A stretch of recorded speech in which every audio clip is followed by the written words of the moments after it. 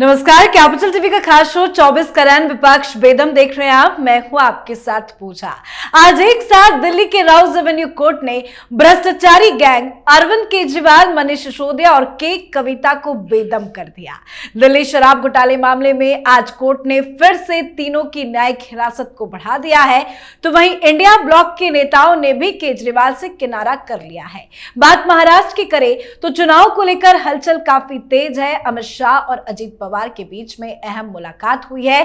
Seat बंटवारे को लेकर चर्चा हुई है, तो मुलाकात में क्या हुई बात और महाराष्ट्र में विपक्ष का क्या है हाल, बताएंगे आपको। तो वहीं बंगाल में भी टीएमसी में हलचल काफी तेज है, क्योंकि बीजेपी की पश्चिम बंगाल इकाई के अध्यक्ष और केंद्रीय शिक्षा राज्य मंत्री सुकांत मजूमदार ने बंगाल के बंटवारे की बात कहकर हलचल मचा दी है। मजूमदार का कहना है कि उन्होंने प्रधानमंत्री नरेंद्र मोदी से मिलकर कहा है कि राज्य के उत्तरी हिस्सों को उत्तर पूर्व क्षेत्र में शामिल करने की मांग की है। हालांकि उत्तरी बंगाल को अलग करने की मांग आज की नहीं है, पर बात पीएम मोदी तक पहुंच गई है, तो टीएमसी में डर का माहौल है। तो आज इन्हीं सब मुद्दों पे चर्चा करेंगे। मेरे साथ स्टूडियो में मौजूद हैं कैपिटल टीवी के editor in chief doctor Manish Kumar और एग्जीक्यूटिव एडिटर राजीव जी। सर, आप दोनों का बहुत बहुत स्वागत है। धन्यवाद। आज तो दिल्ली के राउज एवेन्यू कोर्ट ने एक साथ मनीष सिसोदिया, केजरीवाल, के कविता तीनों को सरप्राइज दे दिया। देखिए, थोक में जस्टिस दिया जा रहा है, न्याय जो है वो थोक में हो रहा है। एक साथ जाओ भाई। मैं तो दूसरी बात, 8 अगस्त तक केजरीवाल बाहर नहीं आएंगे और सीबीआई के केस में एक और एक्सटेंशन मिला तो एक नया बवाल शुरू होगा। ध्यान किसी का नहीं जा रहा है। कौन सा? भाई 15 अगस्त आ रहा है, झंडा कौन फहराएगा? पत्नी है ना? पत्नी फहराएगी। भाई किस आधार पर फहराएगी पत्नी? यहां तो मार होगा आपस में कि झंडा कौन फहराएगा। आतिशी मार्लेना फहराएगी कि सौरभ भारत फहराएगा, तो कोई मंत्री। आम आदमी पार्टी के दफ्तर के बाहर तो पत्नी कर सकती है, वहां तो मंत्री करेगा जो सीनियर होगा। गोपाल राय भी अपना मूड बना करके बैठे हुए होंगे कि मैं सबसे सीनियर हूं, मुझे। तो अब समय जैसे जैसे समय बड़ा बलवान होता है, बड़ी पीड़ा हो रही है आम आदमी पार्टी को। ये सब झूठ बोलते हैं ना, तो बड़े संकुचित किस्म के ओस्टोम करने वाले भी लोग हैं। आम आदमी पार्टी के नेता से मैं बात करने लगी, बहुत बाकी सब तो हैंडल हो जाएगा, ये ऑफिस जो है वो नहीं छूटना चाहिए था। बोले क्यों भाई? बोले जब से ये ऑफिस आया है, ये इतना लकी है हम लोगों के लिए कि दनादन हम कभी भी। अच्छा, तो जाओ मिला खंडर एक, वहीं से ऑपरेट करो। अब वो अनलकी साबित हो गया, तब क्या करेंगे? तो देखिए होता क्या है, क्या झूठ ज्यादा दिन तक जो है वो कहते हैं वो कागज की नाव की तरह है, उसका डूबना तय है। तो केजरीवाल इसी तरह से डूबते चले जाते। बिल्कुल लॉजिक है कि जो अब नया दफ्तर अलॉट किया गया है वो केजरीवाल के लिए लकी साबित होगा या नहीं? देखिए, अरविंद केजरीवाल के लिए लक अभी से ही दूर होना शुरू हो चुका है। अब उनकी किस्मत उनका साथ दे नहीं रहा। शुरू में किस्मत साथ दिया हर जगह पर, जब उनका दफ्तर हनुमान मंदिर के पीछे हुआ करता था, तब भी इनके किस्मत ने साथ दिया, दिल्ली में सरकार बनी और इसलिए हनुमान भक्त बन गए, क्योंकि इनके ऑफिस जो था ये प्राचीन हनुमान मंदिर के जस्ट पीछे ही था। और इसके बाद इन्होंने सरकारी बंगले में अपना ऑफिस बनाया, फिर पंजाब में सरकार बन गई। अब यहां से जब ये 2 जगह सरकार बनी तो अरविंद केजरीवाल के किस्मत ने यू टर्न ले लिया, क्योंकि इसने इतने झूठ फरेब, धर्म के नाम पर भी लोगों को धोखा दिया। उसके बाद भगवान ने आशीर्वाद की जगह अभिशाप देना शुरू कर दिया और अभी जेल के अंदर है। लेकिन एक और बड़ी बात है, अरविंद केजरीवाल के ऊपर एक और मुसीबत आने वाली है, क्योंकि अब ईडी ने ये शराब घोटाले का पैसा ढूंढना शुरू कर दिया है। अभी तक ये पैसा गोवा चुनाव या फिर दूसरे चुनावों के लिए खर्च हुए थे, इस बात की चर्चा हो रही थी। अब ईडी ने दूसरा रास्ता खंगालना शुरू कर दिया है, जो अरविंद केजरीवाल बार बार कहते रहे। पहले भी कहते थे कि हमारे पास से पैसा कहां मिला है, अब तो बता दिया गया कि आपके पास से पैसा नहीं मिला, आपके लोगों ने पैसा खर्च किया और कहां कहां लगाया, यह सारा हिसाब है। अब यह आ रहा है ईडी ने एक नया मोड़ ले लिया है, इन्वेस्टिगेशन की दिशा बदल दी है कि मनीष सिसोदिया हो या विजय नायर हो या अरविंद केजरीवाल हो, इन तीनों ने केवल आम आदमी पार्टी के लिए पैसे नहीं लिए हैं, बल्कि इनके पर्सनल इन्वेस्टमेंट भी है और इन तीनों के पर्सनल इन्वेस्टमेंट की जांच होनी चाहिए। कहां है ये धीरे धीरे सामने आएगा, मुंबई में है, सिंगापुर में है या फिर यूएस यूके में है। ये जो राघव चड्ढा बार बार घूमने जाते हैं, उन मामलों में भी अब ये पता चलेगा कि कहीं इन लोगों ने बाहर में कहीं पैसे इन्वेस्ट तो नहीं किए। इतना आसान तो होता नहीं है, क्योंकि अब तक स्विस बैंक अकाउंट में सैकड़ों भारतीयों की जो पैसे जमा हुए हैं, उसकी लिस्ट सामने आने के बाद भी अभी तक कार्रवाई नहीं हो पाई, क्योंकि एक अंतरराष्ट्रीय नियम कानून होते हैं। तो अरविंद केजरीवाल ने जो पैसे छिपा के रखे हैं, कम से कम उसका लिस्ट सामने आए, इस आधार पर जांच ईडी अब करने वाली है। एक तो खबर यह भी थी कि गोवा के अंदर आम आदमी पार्टी के वरिष्ठ नेताओं का जो है बहुत जमीन खरीदाया है, और यूपी ये पिलखवा के आसपास के कई सारे लोग हैं जो उसकी देखरेख में जुटे हुए हैं। ये उड़ती उड़ती खबर जो है आम आदमी पार्टी के तो क्या तब बोल पाएंगे कि एक पैसा भी नहीं मिला? भाई पैसा थी भाई, देखिए मैं बार बार कहता हूं कि राजीव, अगर ये सर्विस में होते दोनों मियां बीवी, आज ईडी अधिकारी होते। इस तरह के जांच को यही लोग उसको इन्वेस्टिगेट कर रहे होते।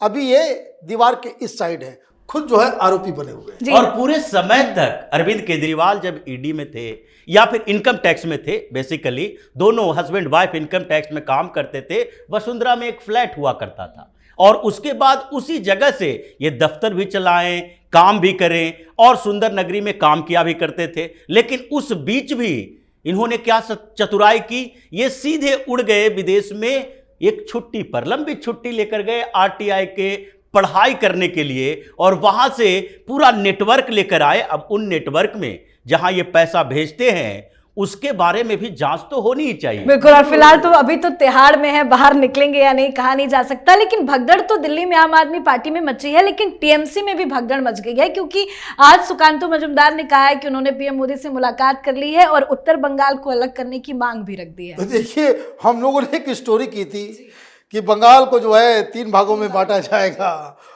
वहां से लगातार फोन तो धमकियां और पता नहीं क्या क्या हम लोगों को झेलना पड़ा था।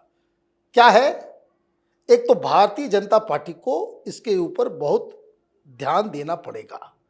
एक चीज सुकांतु मजूमदार कह रहे हैं कि भाई नॉर्थ बंगाल जो है उसको आप बिल्कुल अलग कर दो, उससे दिक्कत हो जाएगी, उससे बहुत बड़ी दिक्कत हो जाएगी। अगर बंगाल को बांटना है तो 3 हिस्सों में बांटना होगा।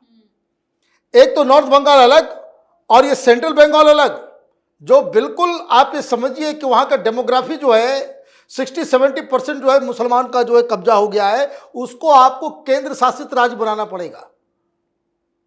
ये वोट बैंक पॉलिटिक्स को तोड़ने का दूसरा कोई तरीका नहीं है। अदरवाइज मैं बहुत ही खराब बात में कह दूंगा, भगवान करे ऐसा ना हो, लेकिन फिर ये इलाका हिंदुस्तान के कब्जे में नहीं रहेगा। ये इस तरह का डेमोग्राफिक वहां पर चेंज हो गया है, इस तरह का वातावरण हो गया। वहां पे पुलिस, बंगाल की पुलिस नहीं जा पाती।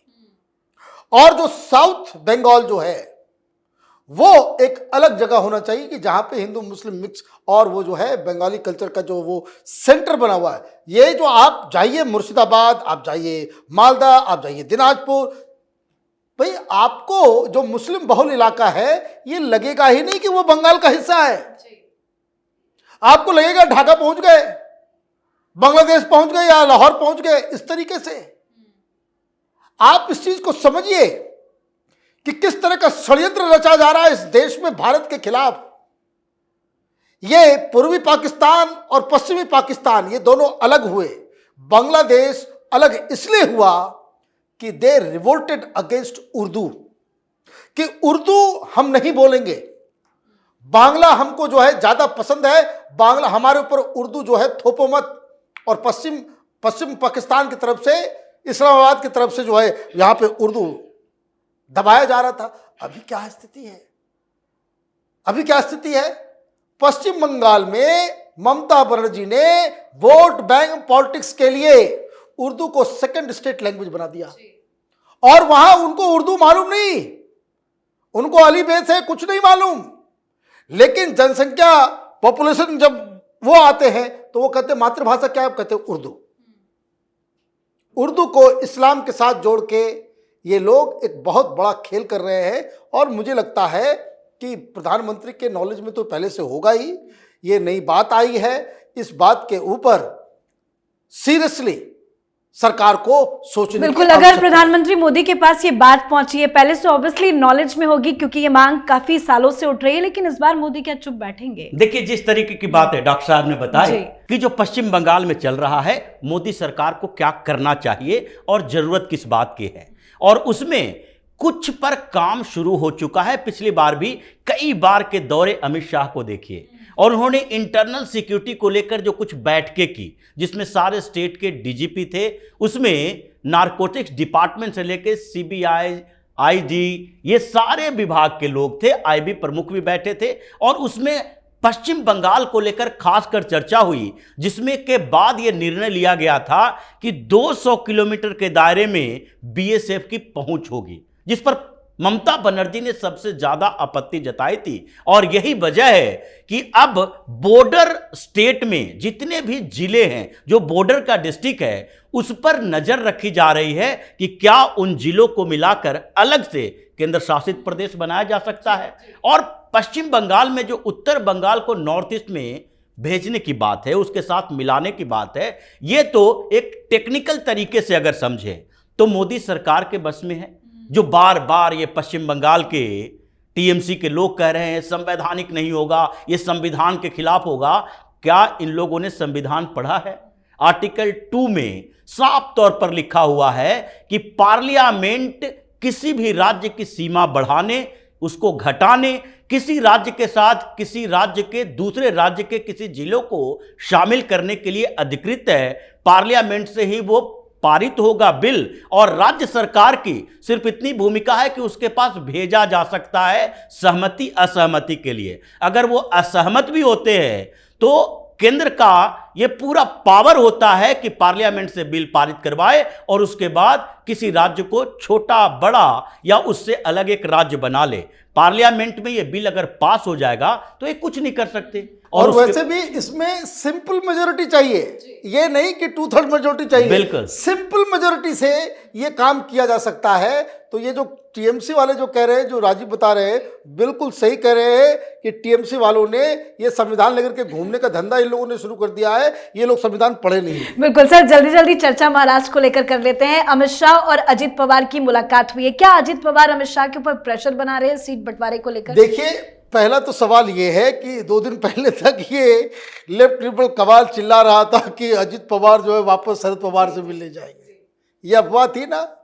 राजीव बड़ा क्लोज नजर रखते हैं महाराष्ट्र के ऊपर। जो उन्होंने बताया था किस तरीके से अजित पवार ने पुणे के एक मीटिंग में बकायदा शरद पवार को डांट के बिठाया। बिल्कुल। तो ये जो अब चुनाव है, गठबंधन है, तो सीटों के बंटवारे के ऊपर हर पॉलिटिकल पार्टी ये चाहेगी कि भाई हमारे पास ज्यादा से ज्यादा सीटें आए।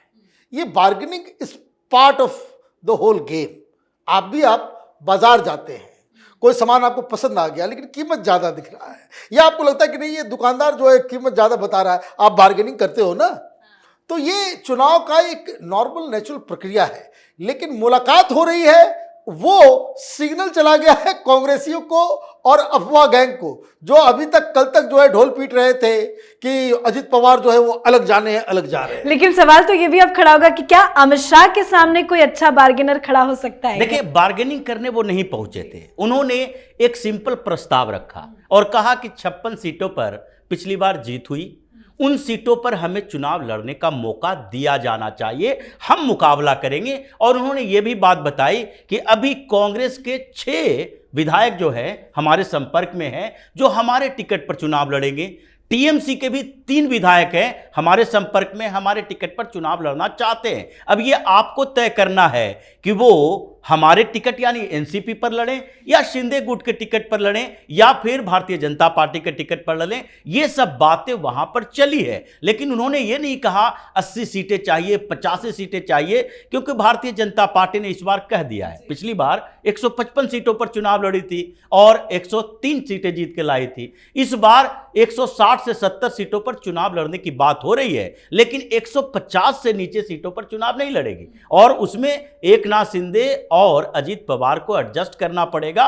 दोनों कैसे मिलजुल कर बैठकर तय करते हैं कि कितनी सीटें किसके पास जाएगी, कौन कितना चुनाव लड़ेगा। मतलब फार्मूला लगभग तय है। अजीत पवार सिर्फ यही कहने गए थे कि जो निर्णय लेना है ले लीजिए, लेकिन इसको ज्यादा लंबा नहीं खींचा जाना चाहिए, जल्दी हम लोग मिल बैठकर तय कर लें। बिल्कुल सर, बहुत बहुत धन्यवाद सर आप दोनों का। धन्यवाद। तो महाराष्ट्र में विधानसभा चुनाव नजदीक आते ही जबरदस्त हलचल तेज हो गई है। सभी की नजर सबसे ज्यादा महाराष्ट्र को लेकर ही टिकी हुई है। चुनाव को लेकर लगातार बैठकें भी हो रही है। अजित पवार ने अमित शाह से मुलाकात की है और 28 तारीख को एक बार फिर से मुलाकात की भी खबर है। तो वहीं अरविंद केजरीवाल को कोर्ट से बड़ा झटका लगा है। सीबीआई मामले में न्यायिक हिरासत को 8 अगस्त तक के लिए बढ़ा दिया गया है। तो वहीं बंगाल में भी टीएमसी का हाल काफी ज्यादा बुरा है। तो इन तमाम मुद्दों पर आप अपनी राय कमेंट कर लिखें। देखते रहिए कैपिटल टीवी। नमस्कार।